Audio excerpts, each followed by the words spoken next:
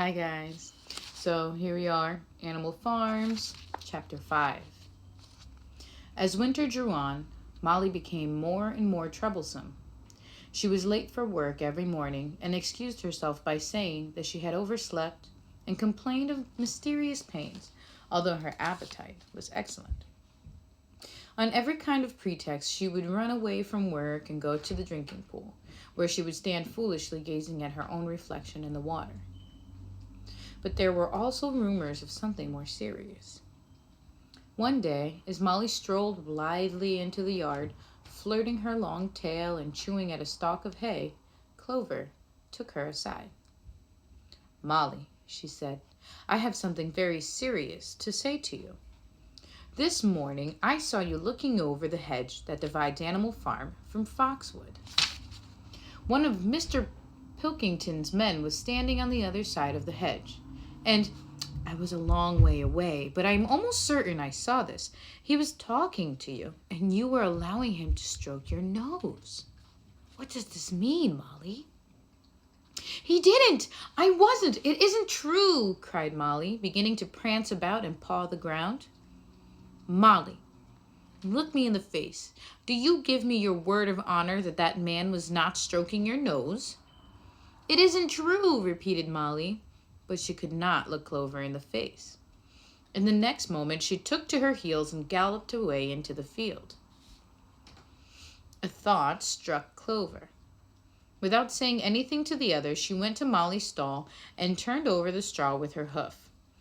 Hidden under the straw were a little pile of lump sugar and several bunches of ribbon of different colors.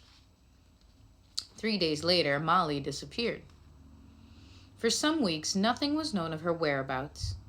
Then the pigeons reported that they had seen her on the other side of Willingdon.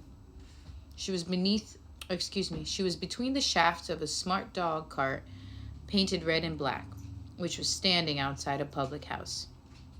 A fat, red-faced man in checked breeches and gaiters, who looked like a publican, was stroking her nose and feeding her with sugar. Her coat was newly clipped, and she wore a scarlet ribbon round her forelock. She appeared to be enjoying herself, so the pigeon said. There we go. None of the animals ever mentioned Molly again. In January, there came bitterly hard weather. The earth was like iron, and nothing could be done in the fields. Many meetings were held in the big barn, and the pigs occupied themselves with planning out the work of the coming season.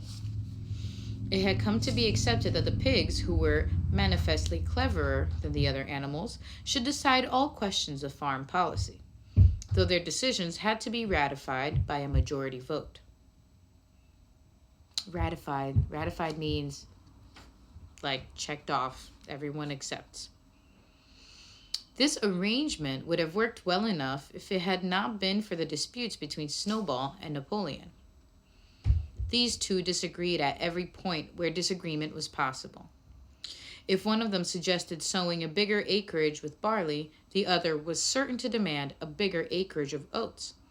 And if one of them said that such and such a field was just right for cabbages, the other would declare that it was useless for anything except roots. Each had his own following, and there were some violent debates. At the meetings, Snowball often won over the majority by his brilliant speeches. But Napoleon was better at canvassing support for himself in between times. He was especially successful with the sheep. Of late, the sheep had taken to bleating, 4 legs good, 2 legs bad, both in and out of season, and they often interrupted the meeting with this. It was noticed that they were especially liable to break into 4 legs good, 2 legs bad at crucial moments in Snowball's speeches. Snowball had made a close study of some back numbers of the Farmer and Stock Breeder, which he had found in the farmhouse, and was full of plans for innovations and improvements. He talked learnedly about field drains, silage, and basic slag, and had worked out a complicated scheme for all the animals to drop their dung directly in the fields, at a different spot every day, to save the labor of cartage. Napoleon produced no schemes of his own, but said quietly that snowballs would come to nothing and seemed to be biding his time. But of all their controversies, none was so bitter as the one that took place over the windmill. In a long pasture not far from the farm buildings, there was a small knoll which was the highest point on the farm. After surveying the ground, Snowball declared that this was just the right place for a windmill, which could be made to operate a dynamo and supply the farm with electrical power. This would light the stalls and warm them in winter, and would also run a circular saw, a chaff cutter, a mangel slider, and an electric milking machine. The animals had never heard of anything of this kind before, for the farm was an old-fashioned one and had only the most primitive machinery. And they listened in astonishment while Snowball conjured up a picture of fantastic machines which would do their work for them while they grazed at their ease in the fields or improved their minds with reading and conversation. This sounds awfully human, doesn't it? Within a few weeks, Snowball's plans for the windmill were fully worked out. The mechanical details came mostly from 3 books which had belonged to Mr. Jones. 1,000 useful things to do about the house, every man his own bricklayer, and electricity for beginners. Snowball used as his study a shed which had once been used for incubators and had a smooth wooden floor suitable for drawing on. He was closeted there for hours at a time. With his books held open by a stone, and with a piece of chalk gripped between the knuckles of his trotter, he would move rapidly to and fro, drawing in line after line and uttering little whimpers of excitement. Gradually, the plans grew into a complicated mass of cranks and cogwheels covering more and more of the floor, which the other animals found completely unintelligible but very impressive. All of them came to look at Snowball's drawings at least once a day. Even the hens and ducks came, and were at pains not to tread on the chalk marks. Only Napoleon held aloof. He had declared himself against the windmill from the start. One day, however, he arrived unexpectedly to examine the plans. He walked heavily round the shed, looked closely at every detail of the plans, and snuffed at them once or twice, then stood for a little while contemplating them out of the corner of his eye. Then suddenly he lifted his leg, urinated over the plans, and walked out without uttering a word. The whole farm was deeply divided on the subject of the windmill. Snowball did not deny that to build it would be a difficult business. Stone would have to be carried and built up into walls. Then the sails would have to be made, and after that there would be need for dynamos and cables. How these were to be procured, Snowball did not say.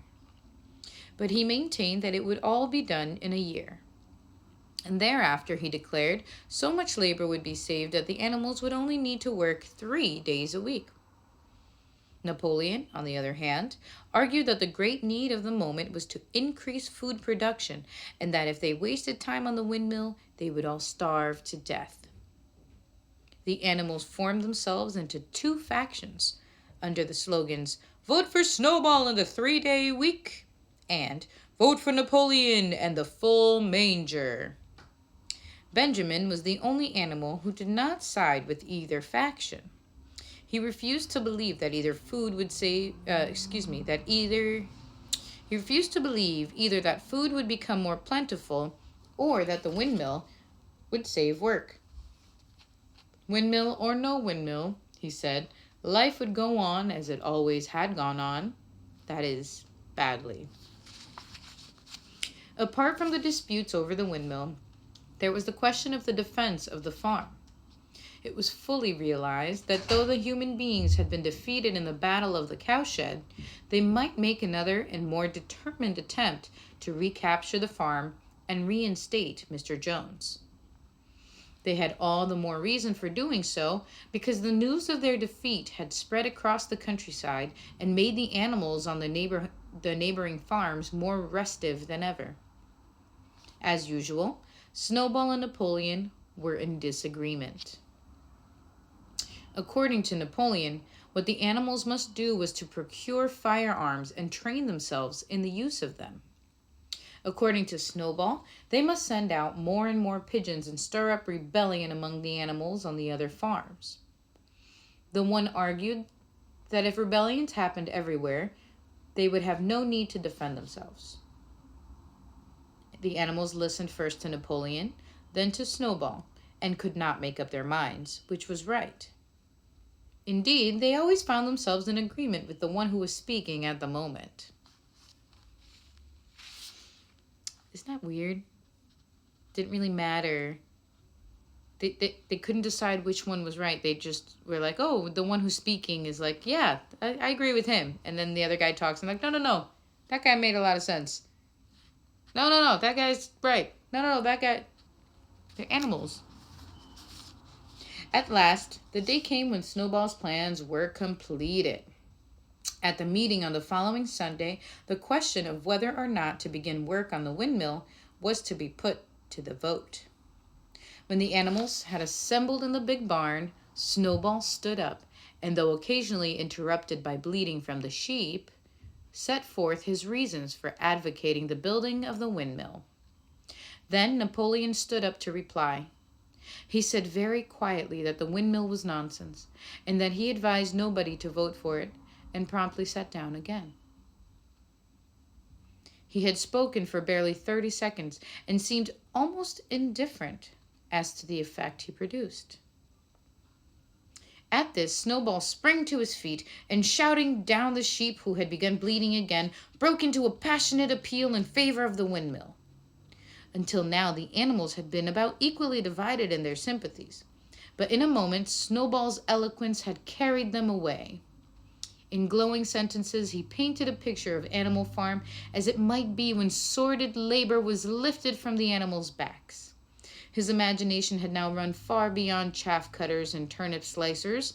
Electricity, he said, could operate threshing machines, plows, harrows, rollers, and reapers and binders, besides supplying every stall with its own electric light, hot and cold water, and an electric heater. By the time he had finished speaking, there was no doubt as to which way the vote would go. But just at this moment, Napoleon stood up, and casting a peculiar sidelong look at Snowball, uttered a high-pitched whimper of a kind no one had ever heard him utter before. At this, there was a terrible baying sound outside, and 9 enormous dogs wearing brass-studded collars came bounding into the barn. They dashed straight for Snowball, who only sprang from his place just in time to escape their snapping jaws. In a moment, he was out of the door, and they were after him. Too amazed and frightened to speak, all the animals crowded through the door to watch the chase. Snowball was racing across the long pasture that led to the road. He was running as only a pig can run, but the dogs were close on his heels. Suddenly, he slipped, and it seemed certain that they had him. Then he was up again, running faster than ever. Then the dogs were gaining on him again. One of them all but closed his jaws on Snowball's tail, but Snowball whisked it free just in time.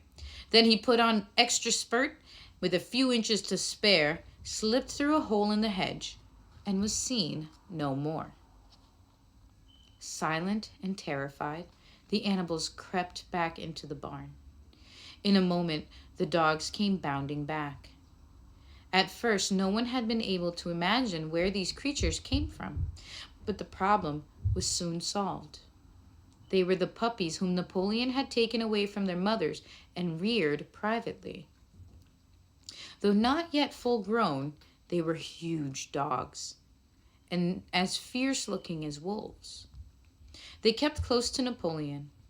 It was noticed that they wagged their tails to him in the same way as the other dogs had been used to do to Mr. Jones. Napoleon, with the dogs following him, now mounted on the raised portion of the floor where Major had previously stood to deliver his speech. He announced that from now on, the Sunday morning meetings would come to an end. They were unnecessary, he said, and wasted time. In future, all questions relating to the working of the farm would be settled by a special committee of pigs, presided over by himself, which means he's telling them he's the leader, right? These would meet in private and afterwards communicate their decisions to the others. The animals would still assemble on Sunday mornings to salute the flag, sing Beasts of England, and receive their orders for the week. But there would be no more debates. In spite of the shock that Snowball's expulsion had given them, the animals were dismayed by this announcement. Several of them would have protested if they could have found the right arguments. Even Boxer was vaguely troubled. He set his ears back, shook his forelock several times, and tried hard to marshal his thoughts. But in the end, he could not think of anything to say. Some of the pigs themselves, however, were more articulate. 4 young porkers in the front row uttered shrill squeals of disapproval, and all 4 of them sprang to their feet and began speaking at once. But suddenly, the dogs sitting round Napoleon let out deep, menacing growls, and the pigs fell silent and sat down again. Then the sheep broke out into a tremendous bleating of 4 legs good, 2 legs bad, which went on for nearly a quarter of an hour and put an end to any chance of discussion. Afterwards, Squealer was sent round the farm to explain the new arrangements to the others. "Comrades," he said, "I trust that every animal here appreciates the sacrifice that Comrade Napoleon has made in taking this extra labor upon himself. Do not imagine, comrades, that leadership is a pleasure. On the contrary, it is a deep and heavy responsibility. No one believes more firmly than Comrade Napoleon that all animals are equal. He would be only too happy to let you make decisions for yourselves, but sometimes you might make the wrong decisions, comrades, and then where should we be? Suppose you had decided to follow Snowball with his moonshine of windmills, Snowball who, as we now know, was no better than a criminal." "He fought bravely at the Battle of Cowshed," said somebody. "Bravery is not enough," said Squealer. "Loyalty and obedience are more important. And as to the Battle of the Cowshed, I believe the time will come when we shall find that Snowball's part in it was much exaggerated. Discipline, comrades, iron discipline. That is the watchword for today. One false step and our enemies would be upon us. Surely, comrades, you do not want Jones back." Once again, this argument was unanswerable. Certainly the animals did not want Jones back.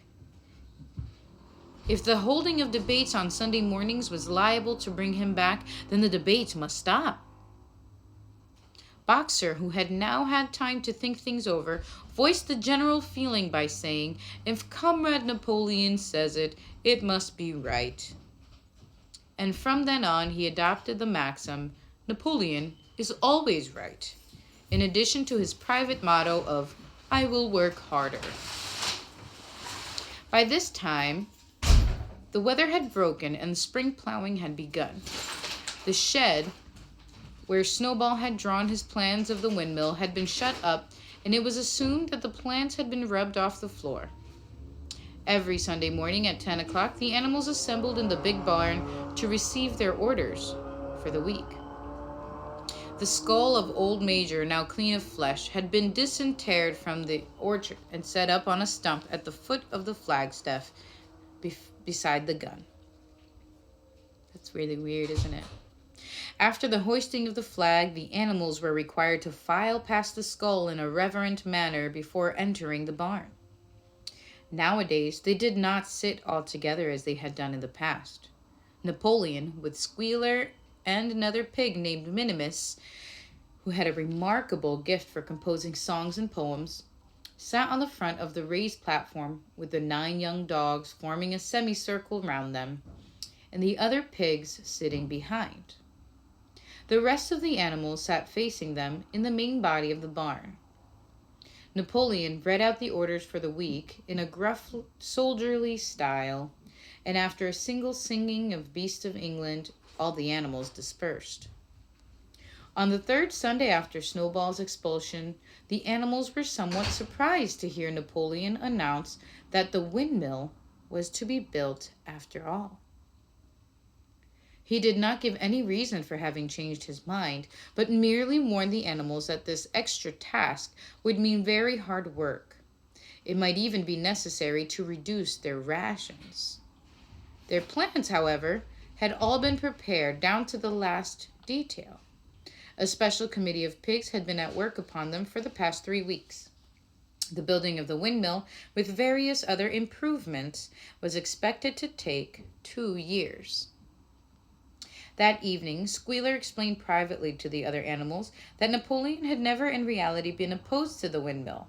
On the contrary, it was he who had advocated it in the beginning. And the plan which Snowball had drawn on the floor of the incubator's shed had actually been stolen from among Napoleon's papers.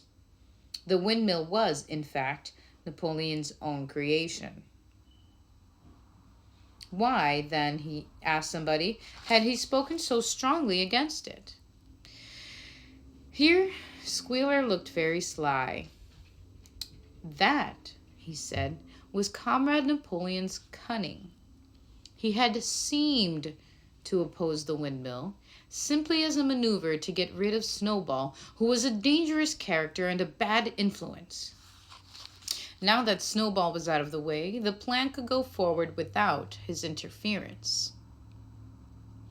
This, said Squealer, was something called tactics. He repeated a number of times, "Tactics, comrades, tactics," skipping around and whisking his tail with a merry laugh. The animals were not certain what the word meant, but Squealer, who spoke so persuasively, and the 3 dogs who happened to be with him growled so threateningly that they accepted his explanation without further questions. Woo-wee! That's a heavy chapter, isn't it? All right, so if you have any questions, please let me know. Message me. Email me. Feel free to repeat this video as many times as it takes. Go back, make sure that you were reading along with it. All right? See you guys Monday. Bye.